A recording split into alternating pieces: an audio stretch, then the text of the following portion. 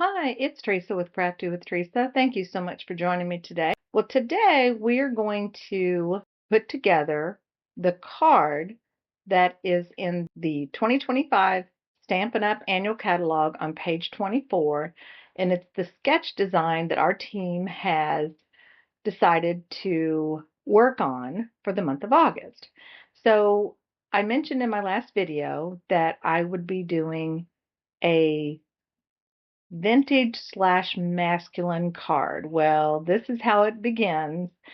I'll show you the supplies here real quick, and then we won't do a lot of chatting here. We're going to go ahead and get to crafting. The first thing I wanted to show you, this is just a little tip. I actually have some paper that is already vintage looking. Actually, my husband bought several different things just on sale somewhere, grabbed them because he knows I like to do vintage cards as well as masculine cards. So he grabbed these from some sale somewhere. So the first thing I want to do is I want to take this paper and I want to attach it to some cardstock so that I don't have to do a lot of extra work here. So what I'm doing is I'm basically gluing it down onto this piece of paper. It's a very, very thin paper, which I will say that one of the things I will share with you today, and I'll put it in the top of this video, is it reminds me of coffee paper. And I have done that in one of my tips, trends, and techniques videos, and I'll try to find that and link it for you up there at the top. So once we have glued that down, we're going to go ahead and just trim off the edges. And I know it looks crazy that I kind of put that in the middle, but it was the design I was looking for. But I also am not worried about those strips because I like to use those strips, just a little tip for you. I like to use those strips when I'm attaching masculine sentiments for masculine cards. Now, after I've cut that down, I'm just going to take a minute to go ahead and fold that over. This is a A2 card size, 4¼ by 5½, and I'm going to fold it over, let the ends meet, and score it with my bone folder. I could have done this in the trimmer because Stampin' Up! Has a wonderful trimmer that allows you to do that, but I didn't think about that because I was trying to think, do I want to cut this down and attach it? And I changed my mind and decided I would use the entire base. It'll take a few times to burnish that to make sure that it's nice and flat. But this card, by the way, it's quick and easy, but it is going to have quite a bit of texture. So it is one that you're probably going to have to spend a little extra postage on. So, but we do want to make sure that that's burnished well.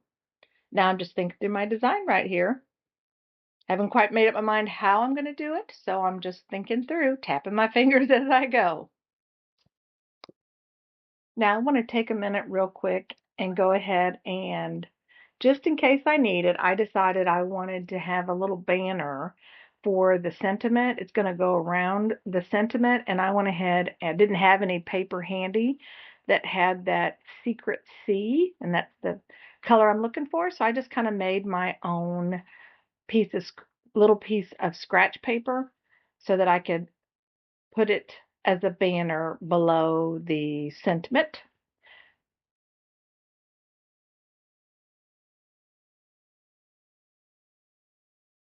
Now let's go ahead and get the sentiment ready to go. This took a minute. I really tried to figure out which one would work best. This is a card for my brother-in-law and struggled a little bit because I was afraid the smaller happy birthday would kind of get lost within that design. So I struggled a little bit with this one, but I ended up grabbing another stamp set, and I apologize. I don't know why I didn't show that here, but what I'll do is I'll attach that stamp set. I believe it's from a paper pumpkin kit where I got the words birthday wishes. And I'll stamp those in that secret C I ended up not using one of those sentiment strips that I cut off, but I will use those in other cards. Actually, I have a video coming out on Farmhouse Florals, which is a paper pumpkin kit, and I will be using those strips in that. And then I also have another card sketch challenge coming out, and I did use that paper for the sentiment in that as well. And it's another masculine card. So, coming soon items for you. Next, I decided I wanted the back piece in this design.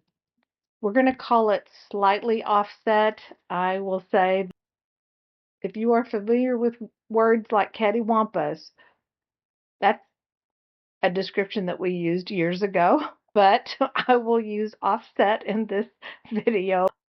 So I also grabbed a blending tool and I added that secret C onto that blending tool, and I decided to put that a little bit around the edges so that it'd be a little bit more prominent. Then I also grabbed another blending tool, which helps with, I think the best description would be extending your ink. And so I took the Secret C and I kind of added it to some of the wings, not all, but added a little bit of that color inside of the bee because this was a bee that I had in my stash. I did show earlier that there is a bee in the paper pumpkin kit that was from a few months ago. And so you have the ability to do this on your own, but I just happen to have this in my stash. So I'm just going to add a little bit of that color onto the wings, and then my bee will be ready. Now I will frame the bee. I will go ahead and grab my blender tool, and I'll go ahead and put that around the outside edges of the bee also, just again to give it a little bit more texture and to help it stand out a little bit. Now, this is real simple. We've got everything almost ready to go. Let's start putting this card together. I'll grab some glue and I'll add the sentiment onto our makeshift card stock of the Secret C, and I'll add it on the back. Start adding tape to our other items. Next, I'll grab my scissors and I will snip the edges of that Secret C strip to make a banner to go around our sentiment. Now, as I'm putting this together in hindsight, I wish I had roughed up the edges of all of these items, but you'll see it ends up working out just fine in the end. But hindsight is always 20/20, and I wish I had thought about that, but you'll see it turns out fine in the end. Now, as I made the dovetail banner, I realized I had missed a few little spots, and so I'll just take that, put that in my trimmer. I like to be transparent, and so you'll see that I do make mistakes along the way, but I always find ways to make them work. And this is one of those. I'll put it inside my trimmer and I'll trim off the edges. It was either that or go find my Stampin' Spot again, and I wasn't sure if I had it with me at the time. So I just put it back in my trimmer, taped it down with my removable tape, and cut it to better fit the sentiment. Now I'll add some glue to the back of, here's another one of my stash items. Again, I believe it came from a previous paper pumpkin kit. And I'll add that onto the front of this card. And then I'll attach the sentiment on top of it.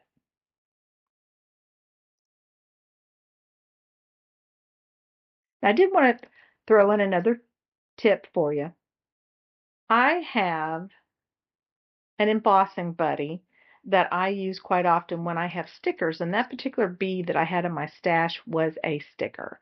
So I wanted to show you that if you want to use that sticker to just press it straight down, no problem. But because I have so much texture on here, I wanted to remove the sticky from the back, and an embossing buddy is wonderful. It'll do that for you. Now I do have a video again in my tips and trends and techniques showing you how to make your own embossing buddy. And I can link that for you also. And then I'll just remove that sticky because my plan is to put some dimension on it and a little bit of glue to make it work within this design. I've got things glued down. Now I just have the last two items, which is I'll add dimension around the edges of that bumblebee, but anything that's going to be laying on top of that sentiment, I'm going to put glue on that to make sure that it's nice and secure.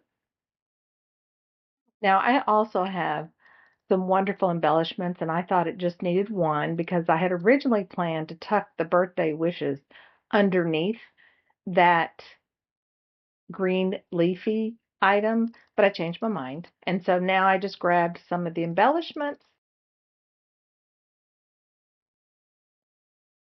just kind of filled up some space on the sentiment strip, and then added a few to the sides and the edges.